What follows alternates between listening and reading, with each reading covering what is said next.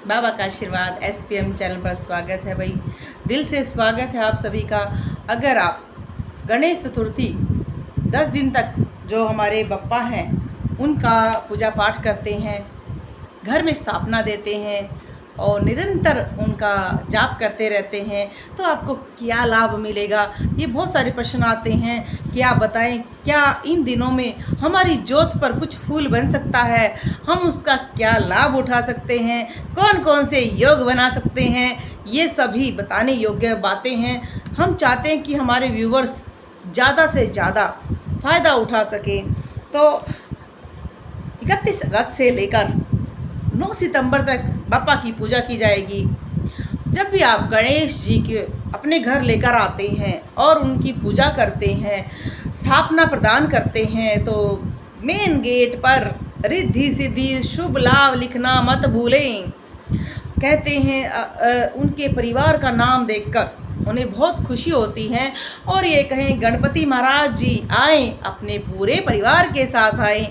उनका पूरा परिवार, पिता है शिव, माता है पार्वती, उनके भ्राता है कार्तिक महाराज जी, ऐसे ही उनकी जो बहन है अशोक सुंदरी, मनसा देवी, बहुत सारे उनके जीवन में आप ऐसे प्रसंग पढ़ोगे कि आप सुनकर धन्य हो जाओगे। उनकी पत्नियों के नाम है रिद्धि सिद्धि, इसलिए आपने रिद्धि सिद्धि लिखना है, आपने लिखना है शुभ लाभ लिखना है, स्वास्तिक बनाना है, ओम लिखना है।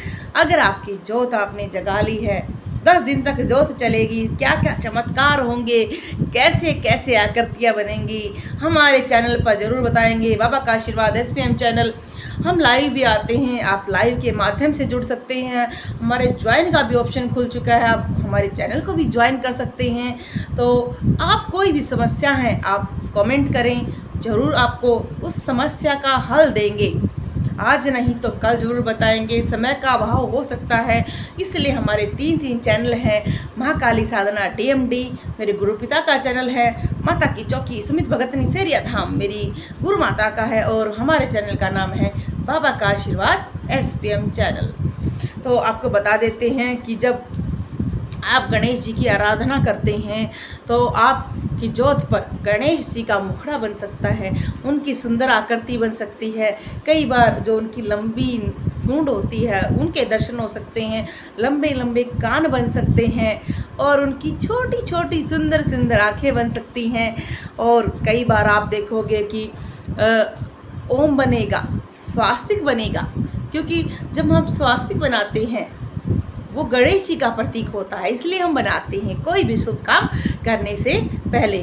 आप इस बात को ध्यान दें कि जीवन में जब ये चीज़ें हम करते हैं, गणेश जी प्रथम पूज्य हैं, उनकी पूजा करने मात्र से घर में सुख शांति आएगी, क्योंकि जहाँ गणेश जी आएंगे वहाँ उनकी पत्नी रिद्धि सिद्धि आएंगी, उनके पुत्र शुभ लाभ आएंगे, शुभ लाभ की पत्नियाँ तुष्टि पुष्टि आएंगी, उनके जो पुत्र हैं वो आएंगे, आमोद प्रमोद आएंगे, खुशी आएगी घर में, फिर आपके घर में यश भी आएगा, वैभव भी आएंगे, क्योंकि वो गणेश जी के पड़पोते हैं। तो गणेश जी की पूजा करना मनुष्य जन्म में अपने आप को राजा बनाने के योग्य है, क्योंकि कहते हैं कि गणेश जी को बुद्ध का देवता भी कहा जाता है। जो हमारे बुद्ध महाराज हैं उनके बारे में भी बता देते हैं कि अगर आप गणेश जी की पूजा करोगे तो आपका बुद्ध बहुत अच्छा होगा। और एक गज केसरी योग होता है, जिसके जीवन में ये बन जाए ये योग, वो बन जाता है राजा।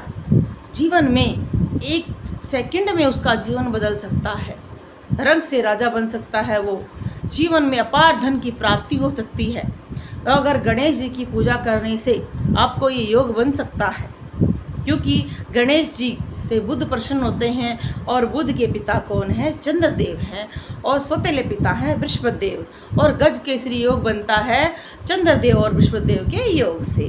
तो जब दोनों ही प्रसन्न हो जाते हैं तो उनके अपने आप प्रसन्नता की सीढ़ी आप चढ़ जाते हो, और ऐसे ऐसे योग जीवन में बन जाते हैं, शत्रुओं को हरा सकते हो, जीवन में धन योग होगा। अचानक से धन का योग बनेंगे, एकदम आपको लगेगा कि कहाँ से धन आ गया है, किसी आपके जो काम रुके हुए हैं वो बन जाएंगे, कहीं से भी कोई ऐसी खुशी मिलेगी कि आप हैरान हो जाओगे कि ये कैसे हो गया है। तो गणेश चतुर्थी पर पूजा करें, आनंद उठाएं और लड्डुओं का भोग लगाएं, मोदक का भोग लगाएं और ओम गम गणपते नमः, ओम गम गणपते नमः, ओम गम गणपते नमः का जाप करें। अगर आपके घर में बच्चों में बुद्धि की कमी है तो उनसे इस मंत्र का जाप करवाएं।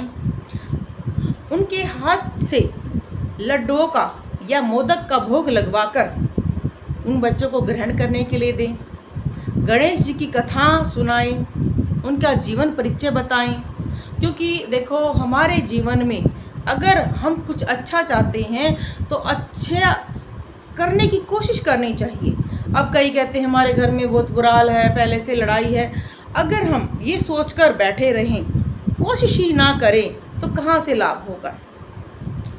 एक किसान कहता है कि बारिश हो या ना हो, मैं अपने टाइम से ही क्या कर देता हूँ, खेत को तैयार कर देता हूँ। ऐसे एक मनुष्य को होना चाहिए।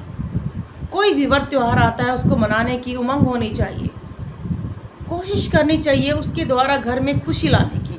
खुशियाँ कहीं बाहर से नहीं आती हैं, हम स्वयं उनको लाते हैं और उनको स्वयं ही निकाल देते हैं। आप देखो गरीब से गरीब व्यक्ति भी खुश है और अमीर से अमीर व्यक्ति भी खुश नहीं है, क्योंकि खुशी हमारे अंदर होती है। जैसे गणेश जी कहते हैं कि मनुष्य को अपने आप पर विश्वास होना जरूर चाहिए। अब गणेश जी को पता था कि वो परिक्रमा में हार सकते हैं, ये सभी को पता है कि मूषक वाहन पर बैठकर क्या वो पृथ्वी का चक्कर लगा सकते थे, नहीं ना। पर उनको ये यकीन था कि मैंने जीतना है, तो उन्होंने युक्ति लगाई, बुद्धि लगाई और अपने माता पिता के परिक्रमा की और वो क्या बन गए, प्रथम पूज्य बन गए। इसी तरीके से मनुष्य को अपनी बुद्धि का प्रयोग करना सीखना चाहिए।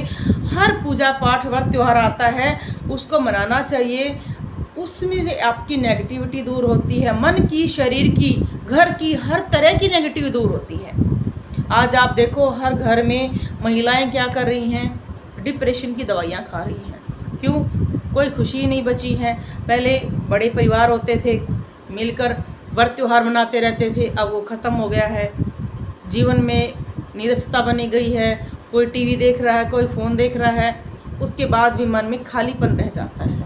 जब आप एक साथ मिलकर करते हैं, पूजा पाठ करते हैं तो खुशी बनती है। कई बार हंसी आती है, कई बार रोना आता है, कुछ कुछ होता है, मन के भाव होते हैं, उनको होने दो। पूजा पाठ में इतने भाव क्यों आते हैं, वो इसलिए होते हैं क्योंकि आप प्रभु से जुड़ जाते हो और आपके मन में खुशी, उमंग, दर्द सब कुछ आता रहता है, उसको आने दें। बोलो जय श्री कृष्ण भगवान की जय हो, गणपति महाराज की। हे गणपति महाराज मेरे घर में आए और अपने पूरे परिवार के साथ आएं और मेरे घर को पावन बनाएं और अपने आशीर्वाद ऐसे ही प्रदान करते रहें। जय हो।